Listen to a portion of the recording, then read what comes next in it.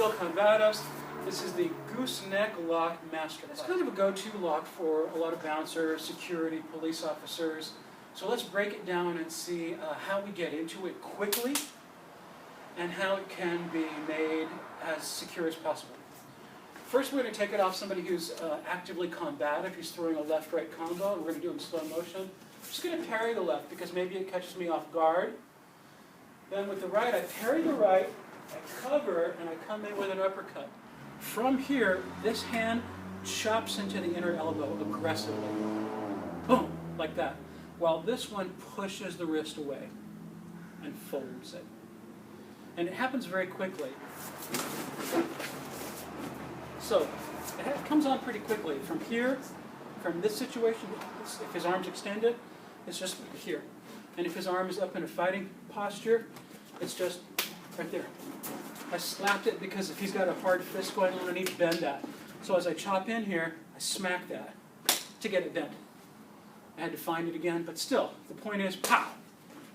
And then you've got the gooseneck. Now from here, I like to switch hands because he can reach across and he can peel my fingers back. You're always going to come out initially with these fingers on top because this one folds the elbow, this one puts on the gooseneck, and then this one comes over the top. So these fingers will come out on top, but then we immediately switch them. The other thing that's going on that you can't quite see is the placement of my thumb. Right there. I put my thumb in to the crease of the wrist because it acts as a fulcrum right there that keeps the wrist from being, if somebody's very flexible, they can bring their hand all the way back to their arm. So this prevents that from happening. As I fold the wrist in over the thumb, it separates the wrist joint. And it puts a lot of pain. I push my chest forward, I pull in on the hand, and I walk him where I want him to go. You can't just stand still with this lock. The person can hit you. If I just stand still with this, even if he's in pain, he can just slam me in the face. Right. So the whole idea of this lock is to quickly walk the person where you want him to go.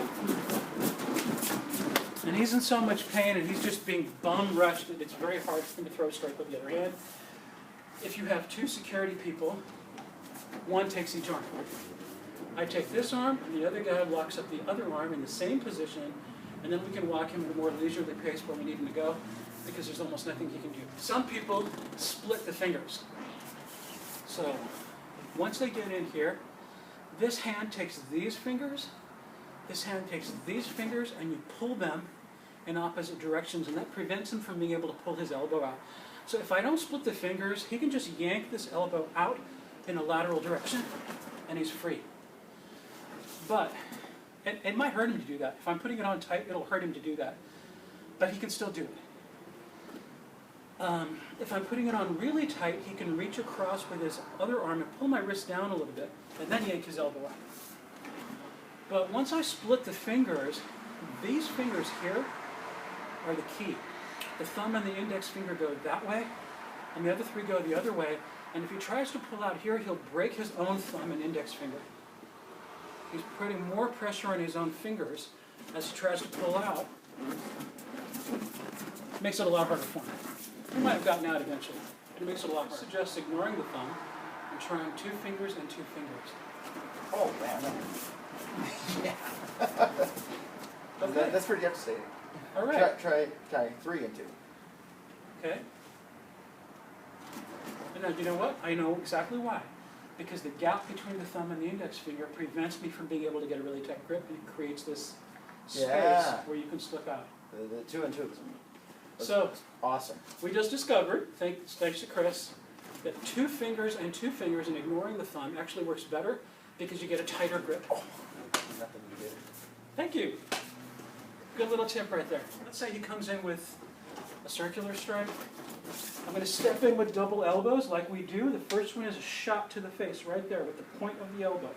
The other elbow catches the arm on the biceps or the forearm or even the shoulder. From there, I'm going to thread underneath and pass that high, throw my uppercut, fold that in for the gooseneck. Change fingers or split the fingers. Alternatively, I do the low pass. Boom. I pass that arm low I throw the uppercut, I fold the arm, and then there I am. Now, let's say he's not throwing a punch, but he's just being combative. He's putting his hands up. Yeah, like that. So I want to do the low pass. So from there, I'm going to enter here. I'm just smacking him in the face. I'm going to pass that arm low, and there I know I have it. Now, you may not be in a profession where you're allowed to throw that uppercut. You might instead want to give him a shot to the thigh right there with your knee. It's less obvious. May not be picked up by security cameras, but it's still quite painful. You need some sort of distraction to put on a joint lock. So I might want to give him that instead. Bang, and then I fold that in. I have my lock. So easy, buddy. What do you want? Let's say the hands are closer together. In this case, I want to go to the outside, and I'm typically going to go to the outside of the lead hand. And basically, I'm going to crash into him with my arms up like this. I'm going to come in, and we're going to get into what is basically a bridge position. Right? So he's got his hands up because this protects me. And from there, I just shoot in. This is another option right here, is an elbow into the ribs. That's a good option because it stretches him out and it prevents counters from the other hand. It's boom. It's like a hacking motion into the ribs right there. And then you fold that in, you've got your gooseneck. He's got his hands out, crash into him here, and I've got it. Let's say I'm walking him along. Have you seen Roadhouse, the movie about the bouncer? You know, when he's training the other bouncers, he says the first rule is be nice, right? He tells them the other guy wants to fight, he's being combative, you be nice. So I'm being nice here. Chris is not yet throwing any fists. He's just an unruly drunk or whatever the case may be, or he's a trespasser. So I'm taking his arm and I'm using a little bit of leverage. Maybe not actively, but I have that as an option. I can pull on the wrist and push on the elbow if I need to. And I have some leverage right there to protect me from the other hand. So if it seems like he's going to punch me, boom, I use that leverage right there, and then I come in, I've got my gooseneck. And now I'm not being so nice. I hit that hard, shake my fingers, I hit that lock hard, and I rush him where I want him to go. This side, I'm walking him along here. He starts to get combative with me. I use the arm as a lever.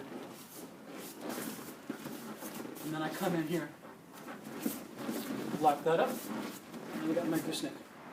What if you can't bend his wrist?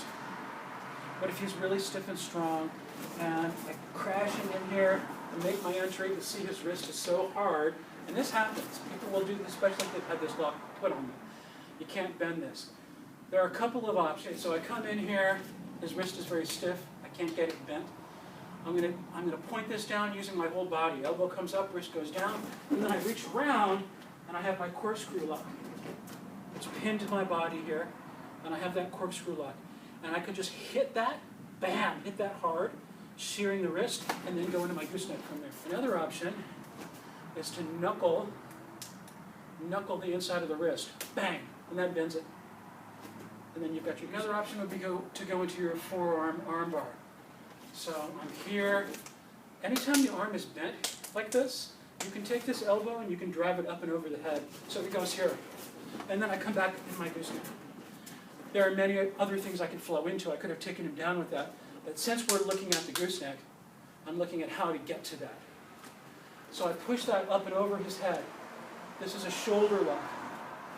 Boom, and now he's not really thinking about the wrist anymore. So now I can come in, I can get that gooseneck lock. All right, so this has been your gooseneck lock masterclass with Sabeel Combatives. You want to see more?